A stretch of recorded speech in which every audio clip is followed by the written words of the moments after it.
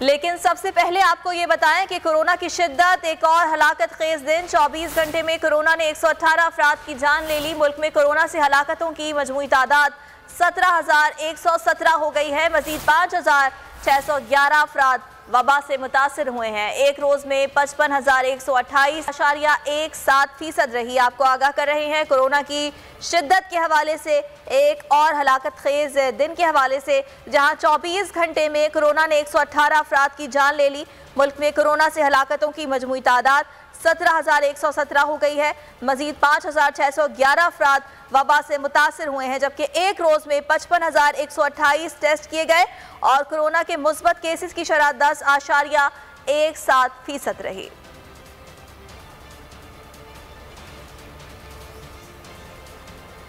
तीसरी लहर से निपटने के ठोस इकदाम। कौमी एयरलाइन का दूसरा तैयारा भी चीन से कोरोना वैक्सीन की एक और खेप लेकर पाकिस्तान पहुंच गया।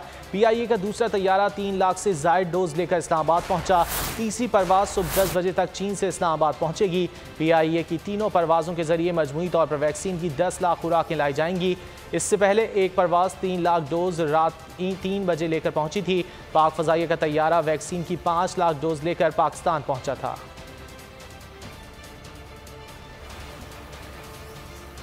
और पंजाब, खैबर पख्तूनख्वा के बाद सिंध हुकूमत ने भी विफाक से SOPs पर अमल दरामद यकीनी बनाने के लिए पाक फौज की मदद मांग ली है। महकमा दाखिला सिंध ने विफाक को मरासला इरसाल कर दिया, जिसमें उनका कहना था कि आर्मी को वबा के रोकने में सिविल इंतजामिया की मदद चाहिए। 2 रोज कबल NCOC पाकिस्तान ने एक बार फिर अखलाकी बरतरी साबित कर दी। इंसानियत से मोहब्बत का सबूत दे दिया। भारत को कोविड रिलीफ सपोर्ट की पेशकश कर दी। तर्जुमान दफ्तर खारजा का कहना है कि कोरोना के खात्मे के लिए हर मुमकिन ताउन फराहम करने के लिए तैयार हैं। पाकिस्तान ने इंसानियत को मद्देनजर रखते हुए मदद की पेशकश की। अगर भारतीय हुकूमत का मुस्बत जवाब आता है तो हम उनकी जल्द अज जल्द मदद करेंगे। वजीर खारजा शाह महमूद कुरैशी की गुफ्तगू, कहा वेंटिलेटर्स, एक्सरे मशीन, मास्क समेत जो हो पाया भारत को देंगे। उनका मजीद कहना था कि हमें खुद भी इस चैलेंज का सामना है। वजीर आजम ने एहतियात की अपील की। कौम ने ताउन किया तो तीसरी लहर का भी मुकाबला कर पाएंगे। वज़ीर आज़म से मशावरत हुई और वज़ीर आज़म ने इजाज़त दी और उनकी इजाज़त से फिर दफ्तर खारजा में जो उनके हाई कमिश्नर हैं यहाँ जो मौजूद हैं इस्लामाबाद में, उनको बुलाया गया। पाकिस्तान ने खैर सगाली के तौर पर इंसानी बुनियादों और इंसानियत को मद्देनजर रखते हुए ये ऑफ़र की कि हम उनकी मदद कर सकते हैं, करना चाहते हैं और ये हमारी पेशकश है। आप अपनी हुकूमत से रुजू कीजिए और उनसे पूछ लीजिए कि उनका इस पर क्या हमें जवाब दीजिए।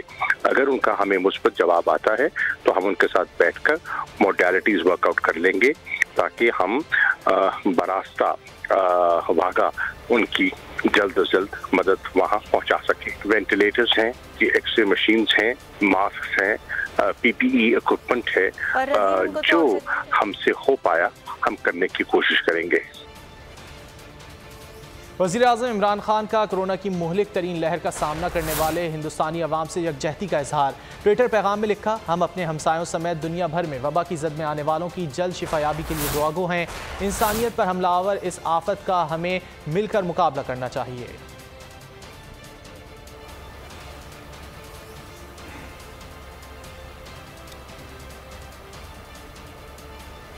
और इसी तमाम सूरत हाल पर बात करेंगे। हमारे साथ मौजूद हैं डॉक्टर कैसर सज्जाद साहब। डॉक्टर साहब बहुत शुक्रिया आपके वक्त का। डॉक्टर साहब, जिस तरह की सूरत हाल हम भारत में देख रहे हैं वहाँ पर भी SOPs का ख्याल नहीं रखा गया और अब पाकिस्तान में भी SOPs को मलहूज़ खातिर नहीं रखा जा रहा, जिसकी वजह से केसेस बढ़ते जा रहे हैं, क्या कहेंगे आप?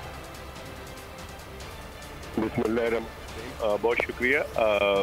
देखें, बिल्कुल आप सही कह रहे हैं और ये बात हम काफ़ी अरसे से कह रहे हैं। 2-3 बातें हैं जो हमारी आवाम नहीं कर रही है, जिसकी वजह से हमें बहुत ज़्यादा प्रॉब्लम हो सकती है। और यही हाल इंडिया का था शुरू में कि केसेस थोड़े केसेस बढ़ते रहे और वहाँ इंडिया के लोग ओवर कॉन्फिडेंट रहे कि जी हमारे यहाँ कुछ भी नहीं होगा क्योंकि हमने तो वैक्सीन भी बना लिया है और सब कुछ है। और हुकूमत भी उनकी बोलती रही इसी तरह से, वहाँ के डॉक्टर्स भी बोलते रहे, लेकिन वो नहीं हुआ।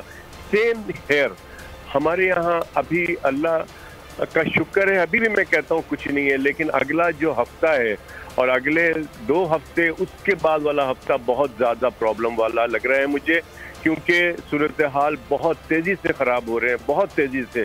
और इस वक्त सिंध की हालत कदरे बेहतर है, लेकिन वो भी बहुत तेज़ी से ख़राब होती हुई नज़र आ रही है।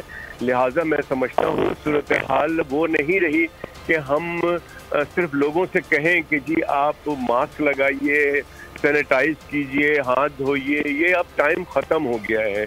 मैं समझता हूँ कि अगर सख्ती से नहीं रोका गया या SOPs को फॉलो नहीं कराया गया, और मैंने 15 दिन पहले कहा था कि जो पंजाब की सूरत हाल है वहाँ पे लॉकडाउन करना पड़ेगा। देखिए, लॉकडाउन क्यों कह रहा हूँ, उसकी वजह ये है कि ये एक बीमारी है, ये एक से दूसरे में बहुत तेजी से फैल रहा है। इस वजह से कि इस वक्त जो बहुत सारे वेरिएंट्स हैं पाकिस्तान में, UK वेरिएंट्स हैं, साउथ अफ्रीकन वेरिएंट्स और सारे वेरिएंट्स हैं, ये बहुत तेजी से फैल रहे हैं। इसके फैलने को रोकना है, और रोकने का एक ही तरीका है कि लोगों की मूवमेंट को आप रोक दें। जब आप लोगों की मूवमेंट रोकेंगे तो ये इंशाल्लाह वहीं रुकेगा। तो मैं समझता हूँ कि lockdown is the only answer, कि आप इसका जो है इसको लॉकडाउन करें ताकि ये बीमारी मजीद ख़राब ना हो, और इंडिया वाली अल्लाह ना करे वो सूरत हाल पाकिस्तान में हो। क्योंकि हमारे यहाँ तो वो हॉस्पिटल्स की वो जो सिस्टम है, जो हमारा हेल्थ का निज़ाम है, वो इतना ज़्यादा स्ट्रॉन्ग नहीं है कि हमने तो पहली वेव्स और सेकेंड वेव्स ही बड़ी मुश्किल से गुजार लिया उसे, अल्लाह ताला की मेहरबानियों से। लेकिन मैं समझता हूँ कि इस वक्त जो सूरत हाल है ये जो एक अलार्म है, और हमें बहुत ज़्यादा प्रॉब्लम आने वाली है। हुकूमत से भी मैं दरख्वास्त करूँगा कि हॉस्पिटल्स के अंदर जो सूरत हाल बनने जा रही है उसकी फैसिलिटीज़ को इम्प्रूव करें। वहाँ पे ये इंश्योर करें कि कहीं पर कोई ऑक्सीजन की जो सप्लाई है वो कहीं ख़राब तो नहीं है। जो चीज़ें हैं पहले से चेक कर ली जाए। एन वक्त पे जो प्रॉब्लम्स आती हैं बाद में पता लगता है, तो उसमें कम से कम 4-5 लोगों की जानें चली जाती हैं। तो हम अगर पहले से तैयार रहें, हॉस्पिटल्स की जो वेंटिलेटर की पोजीशन, ऑक्सीजन के बेड्स की तादाद है, उन सब को हमको मॉनिटर करके अभी से तैयारी करनी है, क्योंकि बिस्तर जो हैं वो ऑक्यूपाइड होने शुरू हो गए हैं। पंजाब के अंदर, KPK के अंदर तो ऑलरेडी 90% से ज़्यादा जो है वो ऑक्यूपेंसी लग रही है, और बलूचिस्तान में भी कुछ चीज़ें बहुत तेज़ी से ख़राब हो रही हैं, और सिंध की भी सूरत हाल कुछ अच्छी लग नहीं रही है हमें आगे कुछ दिनों में। ठीक है डॉक्टर साहब, जब हम मुसलसल ये बात कर रहे हैं कि सूरत हाल आने वाले दिनों में ख़राब हो सकती है अगर एहतियात नहीं की गई, अस्पताल में आप सहूलियात के हवाले से बात कर रहे हैं, आपकी मालूमात के मुताबिक, इतलात के मुताबिक ओवरऑल पाकिस्तान में इस वक्त जो अस्पताल हैं उनमें सहूलियात इतनी वर्स्ट सिचुएशन में हम जा सकते हैं? देखिए, सूरत हाल का तो आगे अल्लाह बेहतर करे, लेकिन मैं समझता हूँ कि इस वक्त जो हमारी जो कैपेसिटी है वो हॉस्पिटल्स की, वो तो इस तरह की है कि आप अगर कोरोना से पहले 1.5 साल पहले भी हम हेल्थ की फैसिलिटीज़ पे रो रहे थे। कुछ बेहतरी आई है ज़रूर, जब कोरोना आया है तो कुछ चीज़ें बेहतरी हुई हैं, लेकिन वो नाकाफ़ी है। जो सूरत हाल बनने जा रही है, मैं समझता हूँ कि उसके बाद बिल्कुल कोई भी जितनी भी बड़ी से बड़ी सहूलत मौजूद हो, अगर उसके अंदर मरीज की तादाद ज़्यादा हो जाए तो आप कुछ नहीं कर सकते।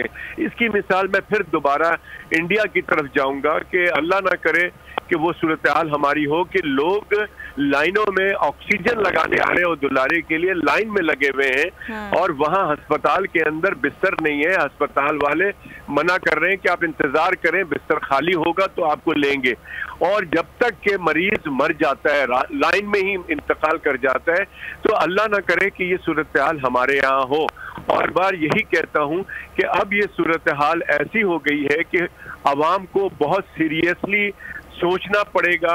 ये भी एक बहुत अजीब सी बात है कि फौज बुलाकर हमें आवाम को समझाना है कि जी आप मास्क लगाइए, आप सोशल डिस्टेंसिंग करें।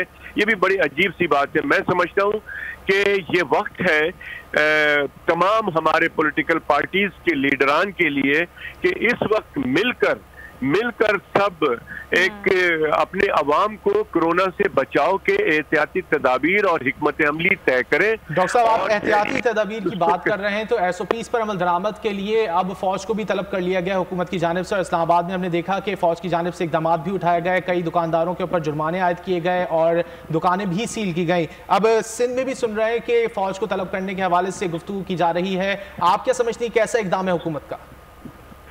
देखिए, मैं तो ये समझता हूँ कि जान अगर किसी की बचानी है उसके लिए आप जहां तक जा सकते हैं, जो कुछ भी कर सकते हैं, वो मेरी नज़र में तो बहुत ठीक है।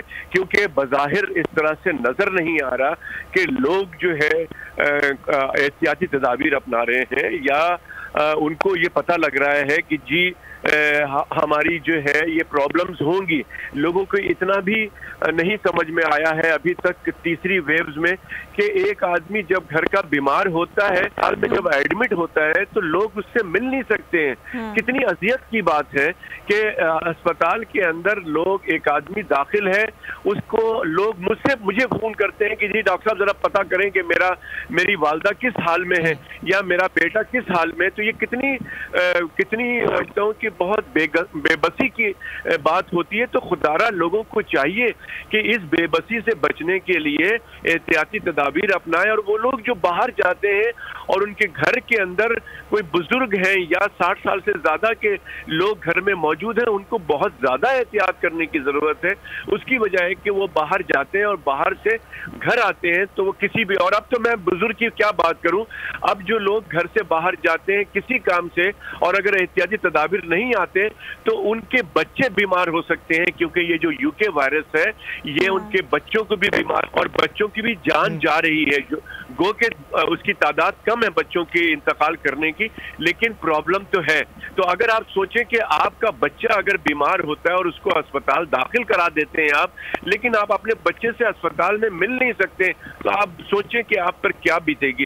तो लिहाजा इन तमाम परेशानियों का एक ही हल है, इन तमाम परेशानियों से बचने का एक ही हल है कि आप SOPs पे अमल दरामद करें। तमाम लोगों से मैं हाथ जोड़ के अपील करता हूं कि SOPs पे अमल करें। और अगर हुकूमत इस सिलसिले में कोई भी इक़दाम उठाती है तो मैं कहता हूं इक़दाम है, और बल्कि ये इक़दाम पहले करना चाहिए, इससे पहले कि पानी सर से ऊपर हो जाए। ठीक है डॉक्टर साहब, वैक्सीनेशन के हवाले से मैं आपसे पूछना चाहूँगी कि वैक्सीनेशन का अमल पाकिस्तान में शुरू हो चुका है और मज़ीद खेप भी पाकिस्तान आज पहुँची है, तो आप क्या समझते हैं कि अगर बर वक्त तमाम शहरियों को वैक्सीनेट कर दिया जाए तो आने वाले जो दिन हैं, सिचुएशन के हवाले से हम बात करें कि वो ख़राब हो सकती है, तो क्या उसमें कोई बेहतरी आ पाएगी? बिल्कुल आएगी जी। देखिए, वैक्सीनेशन जो है ना वो बहुत ज़बरदस्त इस कोरोना वायरस का तोड़ है या बचाव है। मैं समझता हूं कि अगर पाकिस्तानी हुकूमत बहुत तेजी से अगर ज्यादा लोगों को वैक्सीनेट कर सके तो मैं समझता हूं कि कोरोना का खात्मा हो सकेगा। और तमाम लोगों को मैं कहता हूं कि फौरी तौर पे वैक्सीनेट कराएं। अगर आपको मौका मिल रहा है तो फौरी तौर पे वैक्सीनेट कराएं। ये ना सोचे कि सोशल मीडिया पे ये कहा जा रहा है, वो सब बकवास है। सिर्फ वैक्सीन लगाना ही आपकी जान को बचाना है। और हुकूमत से मैं कहता हूं कि ये वैक्सीन का जो अमल है, जो तरीक़ेकार है, इसको बहुत ही आसान कर दिया जाए। 1166 को ख़त्म करके सिर्फ शनाख्ती कार्ड दिखाकर वैक्सीनेशन सेंटर वहां जाएं और लोग अपने शनाख्ती कार्ड को दिखाकर वहीं रजिस्टर किया जाए, वहीं वैक्सीन लगे और बहुत आसान कर दिया जाए। और मैं समझता हूं कि मैंने पहले भी ये बात कही थी कि ये तो वैक्सीनेशन के अमल को तेज करने की जरूरत है और ज्यादा से ज्यादा लोगों को वैक्सीनेट होने की भी जरूरत है। बहुत शुक्रिया डॉक्टर कैसर सज्जाद हमसे गुफ्तगू कर रहे थे। ए नूरे खुदा नूरे बसीरत की तलब है, रमजान का सदका तेरी रहमत की तलब है। मख्फी हैं इसी माह में रहमत के करीने, गर्दाब से निकले हुए बख्शिश के सफीने, गोया है तेरे इश्क में हम सब बराबर, मजलिस को तू गुलदस्ता फिरदौस बना दे, रिंदों को सनाए शहल औलाक पिला दे, तू शम्मे कलम को यदे बैज़ाई अता कर, बच्चों को तो इफ्तार में तस्नीम अता कर, रमजान मुबारक की खुसूसी नशरियात रमजान में बोल, सिर्फ बोल एंटरटेनमेंट पर। रमजान में बोल।